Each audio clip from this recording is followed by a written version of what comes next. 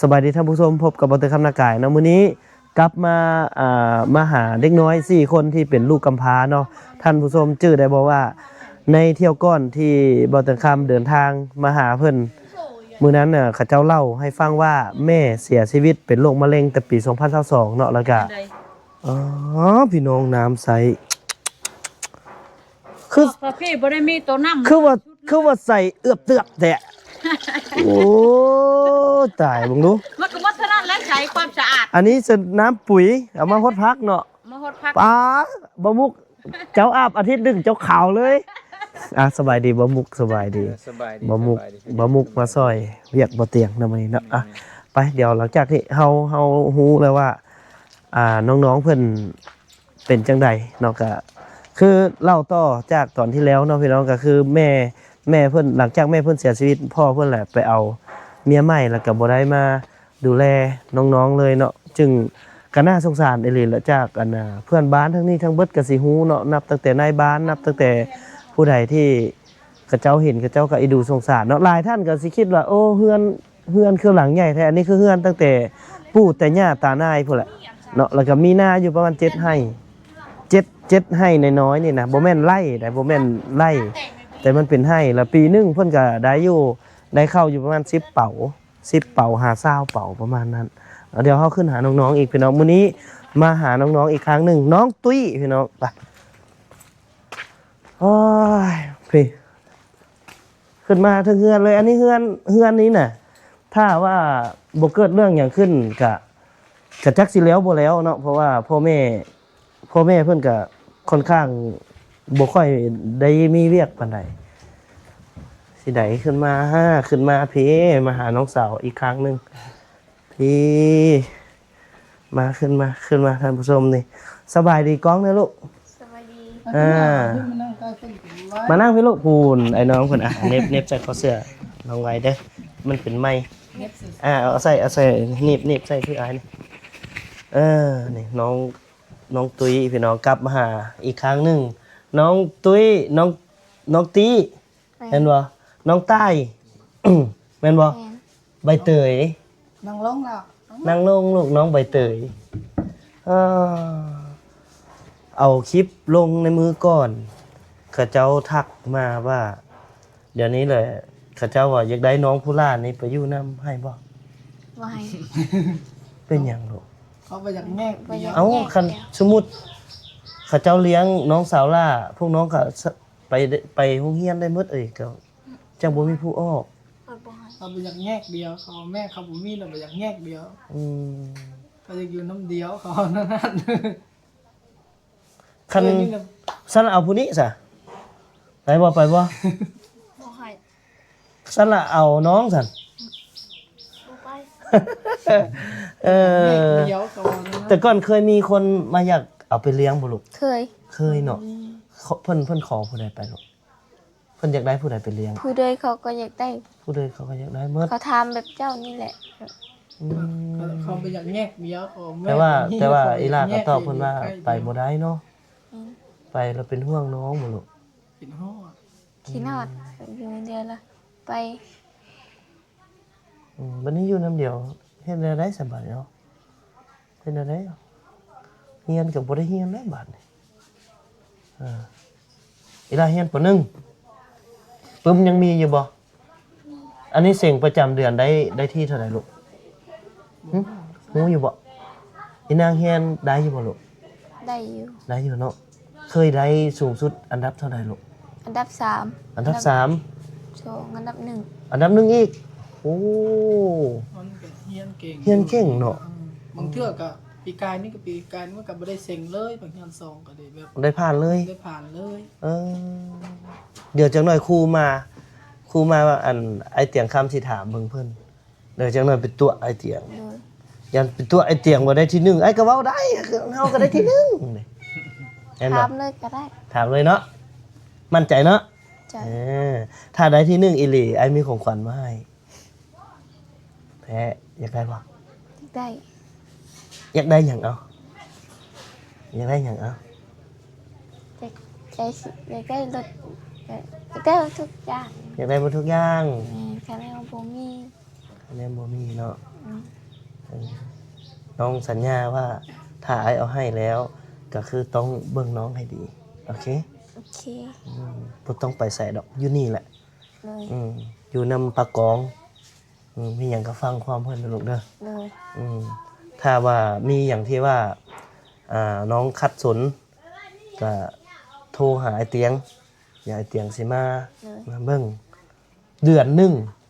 น้องใช้เงินไปโรงเรียนจักพันเบิดเดือนไปโรงเรียนเฉพาะเจ้าผู้เดียว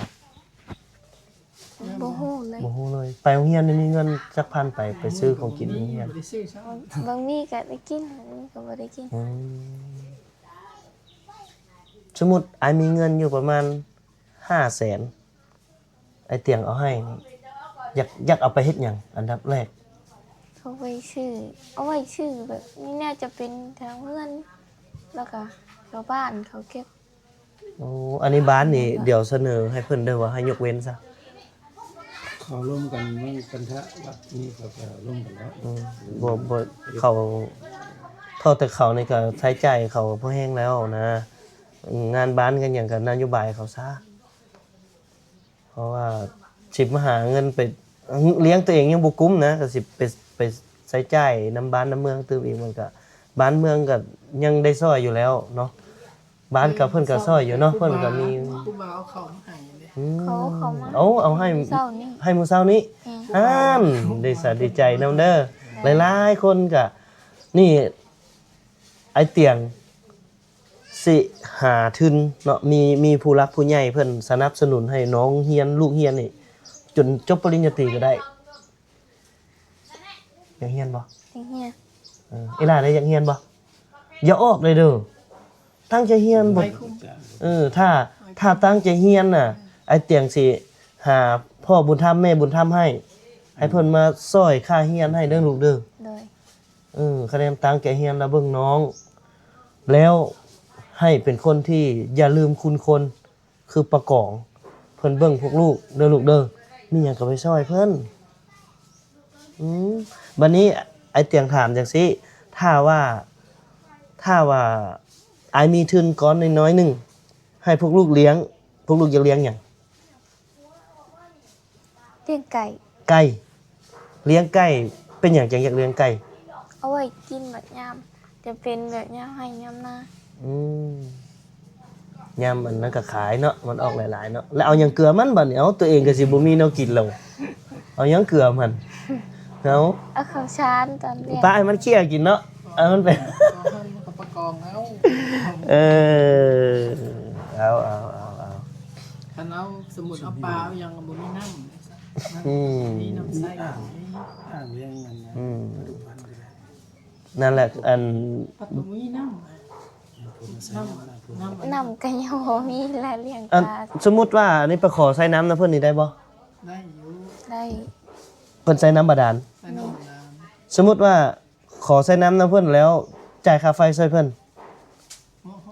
บ่ก็บ่ได้เอาแต่ละเทื่อมีแต่ใส่ดิดอก ใส่ที่ดอก เออ แล้ว เหมาะ มัน ที่มันเหมาะอยู่น้ำเหมาะน้ำมันบ่ได้เก็บบ่ได้เพียง เอ้าวันนี้เฮาเฮ็ดธุรกิจเด้เฮาก็ได้จ่ายค่าไฟให้เพิ่นเห็นบ่ยกตัวอย่างว่าไอ้เอาปลามาให้เลี้ยงแล้วสมมุติเอาพนักงาน คนที่มีความรู้มาสอน วิธีเลี้ยงปลาบ่ให้มันตายบ่แม่นคือตอนเลี้ยงกบตายแม่นบ่ ตาย ตายแล้วเอากบมาให้ซื่อๆแล้วบ่สอน เชื่อก็กันยังบ่ไปเลี้ยง บ่เป็นเลี้ยงปลาบ่ยากได้แต่ว่าเอาถามว่าอยากเลี้ยงนี่ระหว่างเลี้ยงปลาเลี้ยงไก่เลี้ยงเป็ดสิเลี้ยงหยัง เอาเหรอ เคยเลี้ยงไก่แต่อยากเลี้ยงไก่ คือเลี้ยงไก่อยากเลี้ยงไก่โอเคบ่เป็นหยัง ได้จ้ะ เดี๋ยวหาไก่มาให้ เออ เลี้ยงไก่เนอะ ได้กันว่างกันญาติมาหาแล้วก็เงินเด็กน้อยนะ โอเคมื้อนี้นี่บ่เตียงมีอันนึงมาให้แล้วก็สิถามครูเทเจ้าก่อนไอ้เตียงมีหยังให้ไปบ่ไปเบิ่งอยู่รถบ่ ไป บ่มีหยังไปแล้วถอยหลังไปได้ไปเพิ่นจังเปิดตาเบิ่ง เดี๋ยวนี้เฮียน เว้า เฮียนนะเฮียนเราเฮียนที่นี่นะ เฮียนอยู่นี่ เดี๋ยวอำนวยการก็มา จังได๋อำนวยการมา กับผู้ปกครองกับพี่น้องกับนี้เบิ่งกับ ไปเบิ่งกันเนาะไปเบิ่งเครื่องกันเนาะไปเบิ่งไปมาเลยมาตากล้องมา ใช้ผู้ใดอายกก ไอ้กุ๊กไปหารับจ้าง ไปหารับจ้างจังน้อยไอ้เตียงคำสิให้เอื้อยจะมาอยู่นำดีใจบ่ เรากำลังมามื้อนี้เรา มามื้อนี้บ่ แม่นเรา เออ เดินทางมา เพราะว่าไอ้สิบอกให้เรามาอยู่นำพวกเจ้า แล้วแหละอีล่าเข้าเรียนคืนเนาะปีนี้เนาะ เขาปีหน้าน่ะจะเข้าได้อีก บ่ปีนี้สิให้เข้า เข้าได้ สิร่วมกับอำนวยการปีนี้ลูกออกตอนเดือนใด เอ่อ เดือนไหน เกี่ยวเขาประมาณนี้ เดือน11 12เนาะ แม่ ปิดพังเฮียนหนึงแล้ว เดี๋ยวไอ้สิร่วมกับอันครูอาจารย์ให้เด้อลูกเด้ออยากเข้าบ่ อยากเข้าให้มันจบป .5 เนาะปีหน้าก็บ่ได้ค้างห้องเนาะไปเบิ่งดูว่าไอ้เตียงเอาหยังมาให้เนาะไปลูกไปไอ้เตียงเอาหยังมาให้ไปเบิ่งมาไว้ตากล้องมาไว้แม่ไปไอ้เตียงมีหยังมาให้เนาะแทนมีหยังเด้บุญเนาะอ๋อเบิ่งหนูมาพี่น้องนี่เบิ่งหนูนี่สิเอาขั้นใดสิเอาขั้นใดสิเอาสีใด นึกก่อนเลย ซ้ำกันหมดเลย มักสีใด มักสีใดอีหลานมักสีใดลูกฮะ เลือกเอะไร น้องจ้ายเอาสีใดเอาสีใดสีแดงเบิกมันไผที่เป็นแน่ ที่เป็นเบิดแล้ว เป็นไปเลยมีแต่นันนี้เนาะอันนี้ไอซิมอบให้เบิดเลย2 คันเลยมอบให้2 คันเลยอีล่าแหละเอาคันหนึงแล้วก็ซ้อนคนนี้ไปโรงเรียนเห็นบ่โรงเรียนหลังเดียวบ่ บ่คอยขึ้นทั้งเทึงเขา อันนี้ สองคนไป แสดงว่า2 คนนี้ซ้อนกันไปเนาะไปโรงเรียนเนาะลูกเนาะพอดีเอื้อยเพิ่นสิมามื้อนี้ที่แรกว่าหลังสงกรานต์จังสิอันสิให้เพิ่นมาเนาะก็คิดว่าสิไล่เงินสิหากองทุนเงินเดือนให้เพิ่นจัก800,000ให้เพิ่นได้อันดูแลน้องนี้แล้วให้3 คนนี้ได้เรียนหั่นนะก็เลยไอเฮ็ดเพื่อเจ้าเลยนี่ไอเห็นเจ้าสละไอเห็นน้องตีเนาะสละตัวเองออกโรงเรียนเพื่อให้เอื้อยได้เรียนกับน้องได้เรียนหั่นนะบ่เตียงก็เลยลมกับผู้หลักผู้ใหญ่ว่าอยากให้น้องเพิ่นนี่ได้เรียนอีกบ่ซั้นนี่น้องสิบ่ได้หนังสือแล้วก็ลำบากก็หมู่ก็เข้าอีกเนาะลุงเนาะหน่อยอำนวยการมาเดี๋ยวอายสิลมกับอำนวยการเพิ่นให้เด้อให้ได้เข้าเรียนคืนเนาะเข้าได้เด้อตั้งใจเสิ่งคืนตึมเดี๋ยวแกะก่อนขอบมกขอบใจผู้รักผู้ใหญ่เอา ขอบใจเด้อ ขอบใจหลายๆสิปีใหม่ฟ้าใหม่ขอให้หั่งมีเด้อ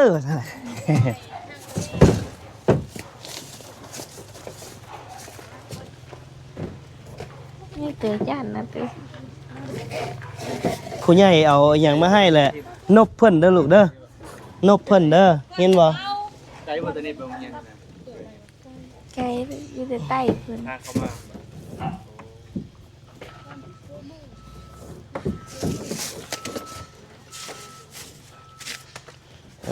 อันนี้ได้เบิด2เลยได้เอ้าดีใจบ่คันดีใจเราต้องยิ้มโอ้ยดีใจเราต้องยิ้มได้น้องเตยดีใจบ่ลูกน้องเตยดีใจบ่บ่เป็นฮอดเว้าน้องใต้ได้มากบ่ลูกดีใจบ่ลูกดีใจเฮ็ดอะไรเอาลงไป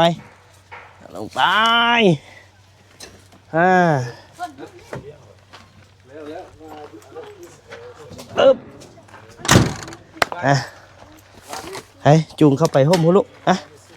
เอาผู้ใดว่ามักคันนี้เอาจูงเอาเอาจูงเข้าไปผู้ใดมักคันนี้ฮะสบายดีไป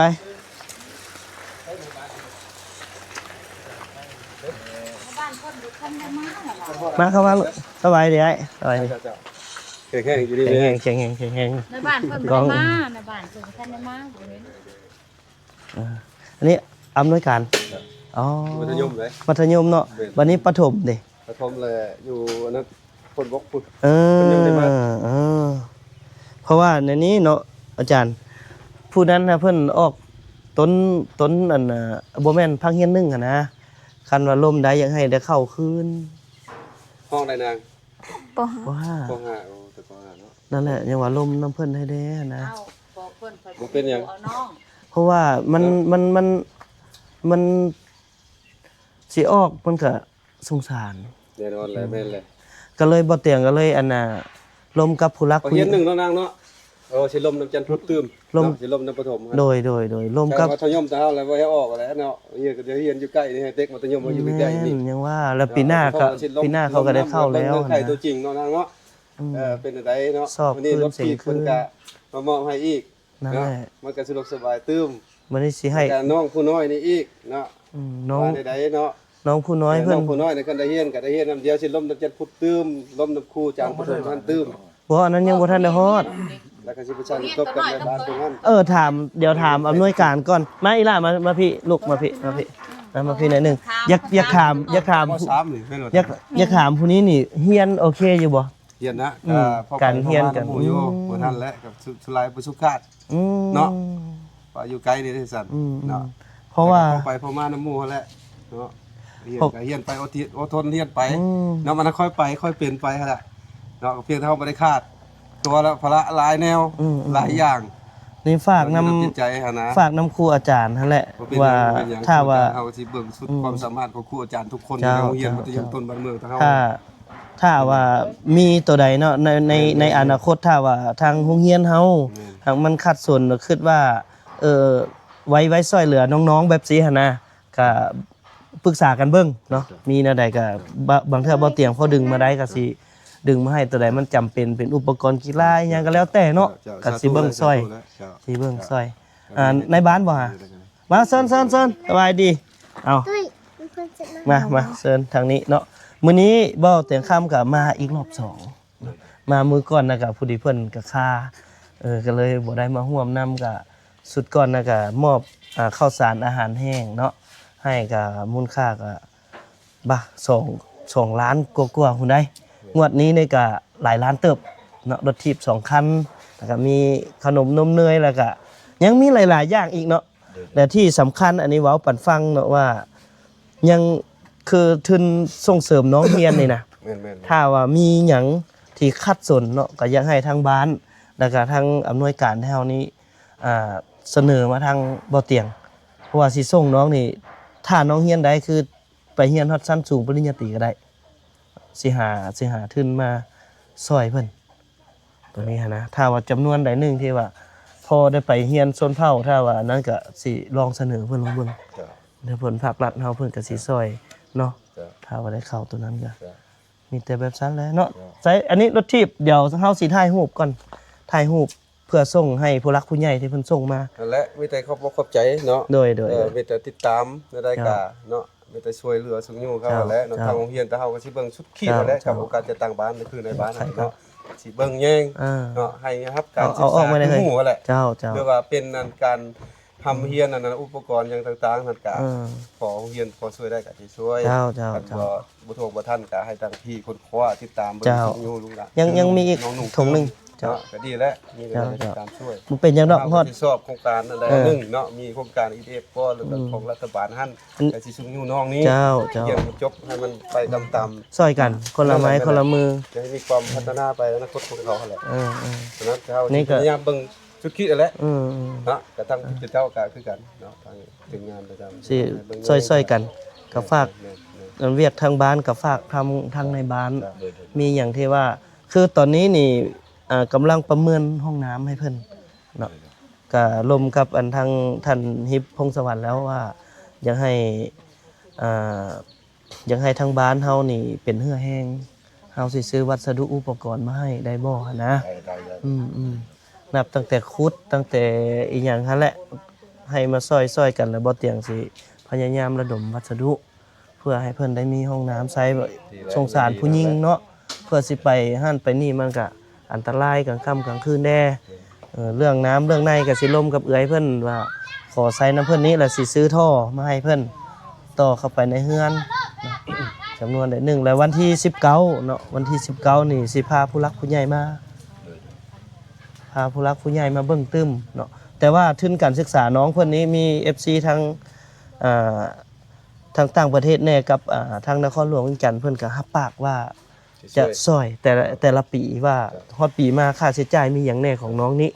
เดี๋ยวเพิ่นสิช่วยเบิด3น้องนี่แหละ3น้อง4น้องที่ได้เข้าโรงเรียนคือจะเบิ่งแยงดูแลตึมเท่านั้นเจ้า สั่นข้าพเจ้าเองเนาะได้จะคอยติดตามกำลังว่าซั่นซะ เจ้า เพื่อมีการกระตุกสุขยูให้บรรดาน้องๆน้อยและว่าซั่นซะเรื่องการไปการมาการให้ตั้งอกตั้งใจในวิธีการพละการทำเฮียนข้อสำคัญ เจ้า เป็นได้กับผู้หลักผู้ใหญ่เพิ่นก็ได้มีการเนาะความ ให้โอกาส สารเนาะให้โอกาสตอนกำลังเป็นเด็กเพื่อจังว่าใหญ่เติบโตนั้นก่อนก็เนาะความบ่มีเลยทำใจเนาะให้นางทำใจว่าต้องให้สู้ตามพละแต่ว่ามันความจำเป็นที่เฮาบ่มีลงเด้อเพราะว่าเพิ่นก็ได้ส่งอยู่ให้ลูกตั้งใจพยายามในการทำเฮียนทางความครูอาจารย์ทางความพ่อแม่ที่ไอ้น้องบ้านเมืองใกล้เคียงหรืออ้อมข้างสิ่งที่ว่าตัวใดดีๆให้ลูกพังเอาเด้อ โดย ไว้ลูกมีในขีดจิตใจกระตุ้นลูกมีเงินเพิ่นสนับสนุน1,000 2,000น่ะลูกแล้วไปเหาะไปเที่ยวแล้วทั้งพ่อทั้งแม่ไอ้น้องแล้วบ่ให้ไปเล่นให้ตั้งใจเอาน้องอยู่เฮือน สลายเขาบ่สุข เด้อ เนาะ บ่สู้ดอกทางย่านว่าเด็กน้อยเว้าเผื่อเมียนยันเล็กๆน้อยเนาะมันเกิดการบ่ถูกบ่ทันน่ะนะมันว่าโอ้ยเห็นเงินแล้วน้องก็อยากไปนะมันก็ใหญ่เลยโตแล้วยาไว้เด้อ โดยตัวนี้นี่เฮา เด้อระวัง คิดไว้ในใจเนาะเฮาสิเปิดบัญชีให้เพิ่นเนาะแต่บ่ได้ให้บัญชีเนาะความหมายคือเวลามีผู้หลักผู้ใหญ่ที่เพิ่นอยากมอบเงินหันนะสิเอาเข้าบัญชีนั้นสิเอาบัญชีนั้นให้เพิ่นโอนเข้าเนาะแต่ในกรณีที่นำไซต์ต้องมาปรึกษาเฮาก่อนเฮาต้องได้ตรวจสอบว่าเอาไปใช้หยังมันเกิดประโยชน์ซำใดบ่ให้ฟุ่มเฟือยให้อยู่ในสิ่งที่มันจำเป็นแม่นบ่สมมุติว่าตัวนี้มันจำเป็นน้องนุ่งลูกหลานว่ามันจำเป็นได้เนาะต้องได้ใช้บัดนี้เฮาก็มาเบิกนํกันก็สิแจ้งให้ทางการจัดตั้งบ้านนี่รับทราบนำทางเฮานี่ก็สิเป็นผู้ติดตาม ดีแล้ว เป็นผู้หาช่องทางให้แล้วทางบ้านเฮาก็เบิ่งความจำเป็นของลูกหลานแล้วก็ว่าเห็นดีแล้วบ่เตียงเลยตัวนี้นี่พอซื้อให้เขามันจำเป็นอีหลีเฮาก็สิซื้อให้เขาจัดให้เขาเนาะเพราะว่าอันสำคัญที่สุดที่บ่เตียงคิดไว้เนาะพี่น้องก็คือบ่อยากให้ความหมายคือว่าบ่อยากฮอบแต่เครื่องบริจาคมาให้เขาเฮานี่อยากหาความรู้นั้นมาให้เขาแล้วสร้างความเข้มแข็งนับตั้งแต่น้อยนี่ให้มีพื้นฐานเลยเพื่อเลี้ยงตัวเองถึงว่าจะน้อยบ่มีพ่อแม่แต่เขาเข้มแข็งได้ไทเฮาเนาะทั้งครูอาจารย์ทั้งการจัดตั้งบ้านก็มีหยังก็มาสุ่มความรู้ให้เขาคือเวียกงานปลูกฝังนี่แหละเกษตรเฮานี่แหละใช้ชีวิตแบบพอเพียงเฮานี่แหละเนาะเฮาสิเฮ็ดแบบนั้นเอาบัดนี้เฮาละเอารถมาลูกมาถ่ายรูปกันบัดนี้มาถ่ายรูปกันเดี๋ยวมอบเครื่อง อยู่มาพี่นั่ง มอบเครื่องก่อนมาเดี๋ยว นี่มีลูกมาก่อนนี่ เนาะพุ่นน่ะ เดี๋ยวให้ไปบักไอ้มานี่เจ้ามาจับกล้องนี่แล้ว นะจับจอด เร็ว พี่นาวพี่นี่ลูก แล้วนี่จับกล้องนี่สิเอาให้ไอ้เพิ่นถ่ายรูปนี่มาหัวหน้าฮิปเข้ามานำกันมาถ่ายรูป เขามานำกันเลย จับแล้วแตะเด้อบัดมันอันดับแล้วแตะเด้อลูกเด้อจับดีๆเทื่อหน้าได้ขนมกิน อุ้มพี่เอ้า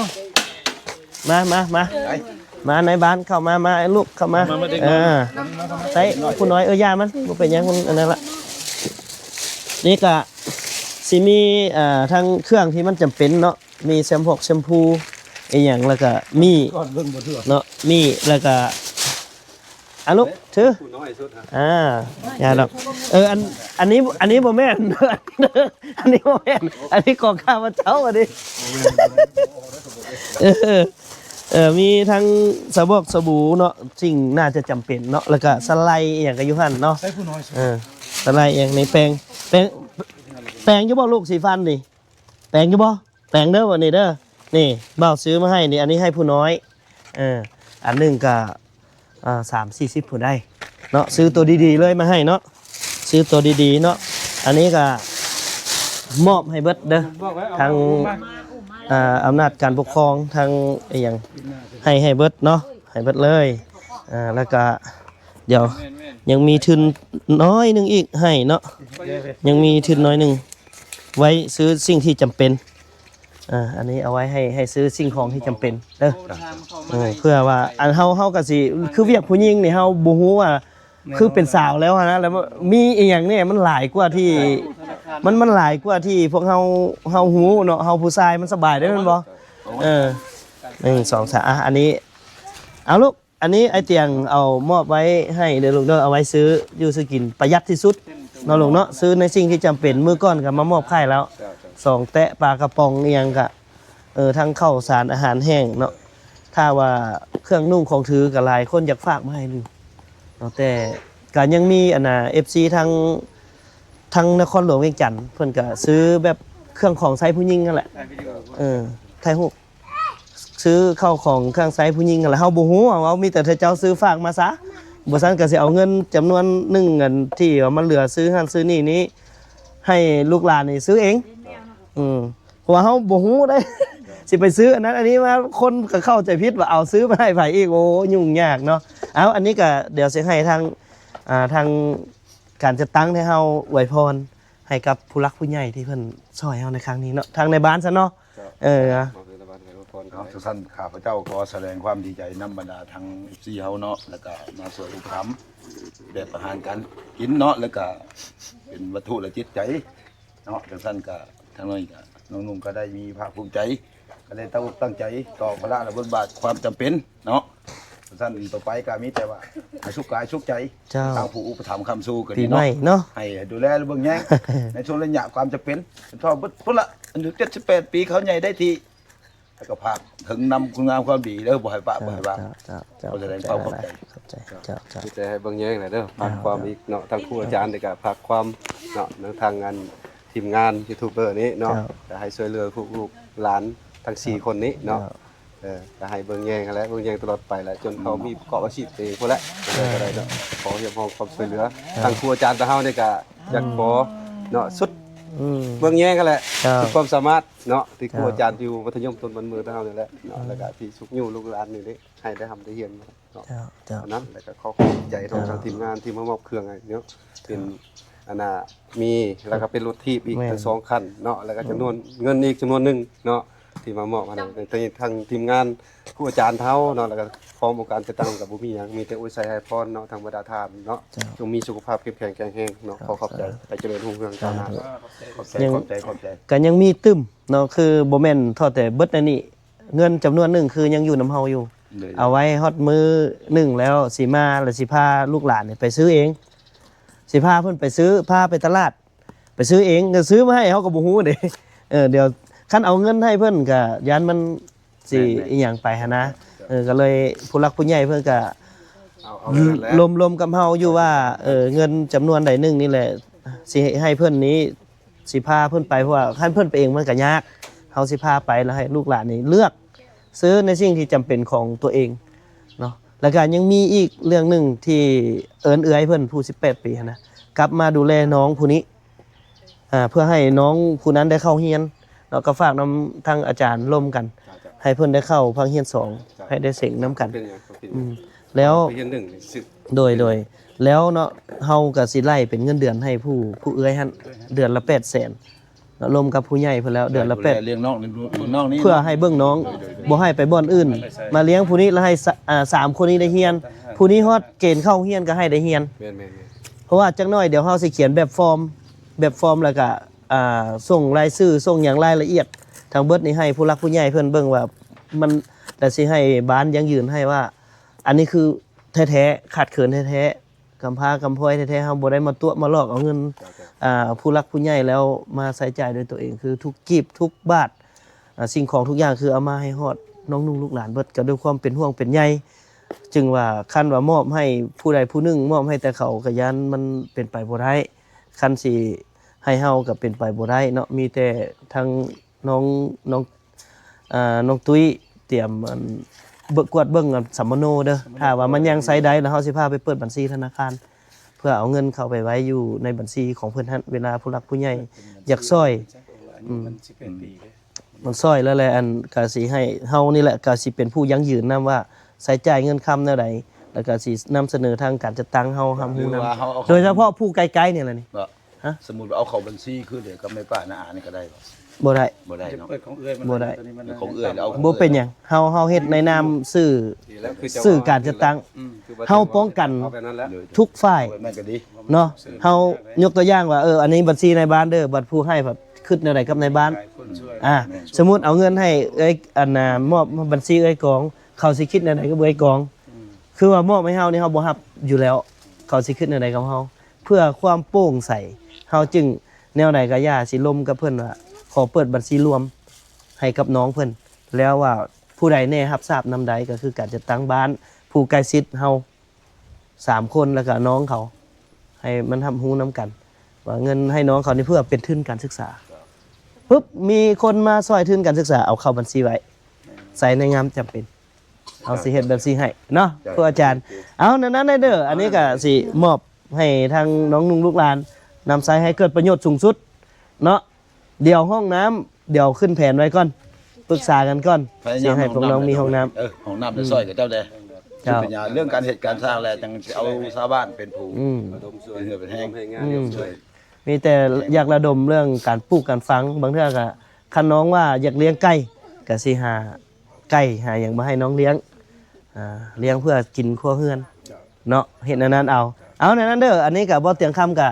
ต้องขอบบุญขอบคุณขอบมกขอบใจเนาะกับท่านผู้รักผู้ใหญ่ที่ให้การซัพพอร์ตบ่เตียงคำบอกว่าจะไปเคสใดอันซอยทางโรงเรียนทางหยังหลังจากนี้ก็สิไปมอบซีเมนต์อีก7 ตัน 7 ต้นให้โรงเรียนบางกระจามในครั้งต่อไปถ้าโอกาสหน้าถ้ามีแนวใดก็เข้าหากันลองเบิ่งเว้าถึงกันลองเบิ่งว่ามีอย่างเงี้ยเนาะอุปกรณ์กีฬาอย่างเงี้ยอันนี้ก็เสนอให้ทางครูอาจารย์สรุปลองเบิ่งเนาะทางมูลค่าอย่างก็เพื่อรายงานทางศึกษาเพิ่นมันก็เป็นผลงานอันหนึงของโรงเรียนเฮาคือกันในการส่งเสริม เป็นรถ เรียกงานศึกษา ก่อนการเฮียนเอาตัวนี้มันก็เป็นตู้อุปโภคซื้อ เอาเนาะพี่น้องเดี๋ยวบ่เตียงคำขอลำลาไปเพียงสำนี้ก่อนพบกันใหม่พี่หน้าขอขอบใจละล่ะ ใจเด้อ ขอบใจ